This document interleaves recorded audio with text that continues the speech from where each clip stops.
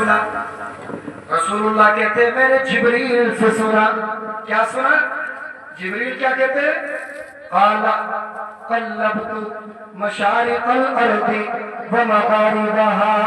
حضرت جبریل کہتے ہیں لوگوں سنو میں نے پورب کے کونے کونے کو چھان دیا. پورب کے کونے کونے کو چپے چپے کو چھان دیا. پچھم کے چپے چپے کو چھان مارا. آسمان کے ساتوں آسمان کے ذرے ذرے کونے کونے چپے چپے گوشے گوشے کو کھنگال دیا. اور کہتے ہیں یہیں تک نہیں, ساتوں زمینوں کو, ساتوں زمین کے اطباق کو انہیں بھی چھان دیا. اور یہیں تک نہیں, کہتے ہیں میں نے جنت کو بھی دیکھا. سبحان اللہ. جنت کی بہاریں کو بھی دیکھا. سبحان اللہ. جنت کے نظارے کو بھی دیکھا, جنت کی حوروں کو بھی دیکھا, جنت کے غلاموں کو بھی دیکھا. دم میں نہ پچھم میں نہ زمین میں نہ جنت میں نہ جنت میں نہ جنت کے ساتوں طبقات میں آقا جس طریقے سے اللہ نے آپ کو بنایا ہے پوری کائنات میں مجھے آپ سے افضل کوئی نظر نہیں آیا. اور آقا یہی تک بس نہیں, جس گھر میں جس خاندان میں جس ماں کی گود میں آپ پیدا ہوئے مجھے پوری دنیا میں اس خاندان اس گھر سے افضل بھی کوئی نظر نہیں آیا. میں نے سب دن چھانٹا ہے تیرے پائے کا مت آیا.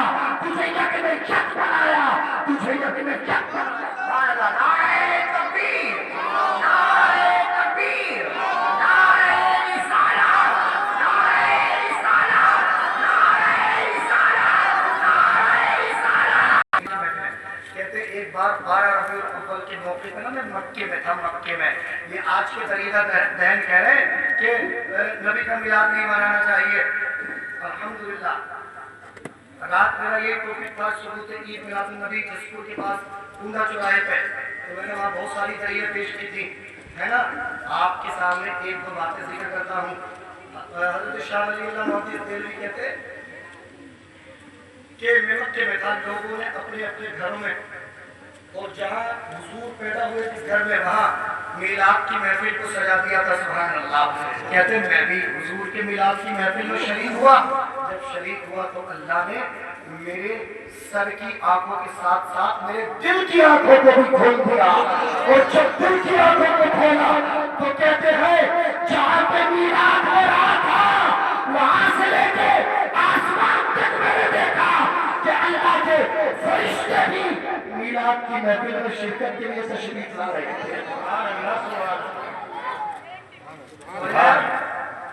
یہ ایسی محفل میں بیٹھے. اور دوسری ایک بہت بڑی فتوے کی کتاب ہے فتاوی شامی. فتاوی شامی اسی کو دور مختار بھی کہتے ہیں.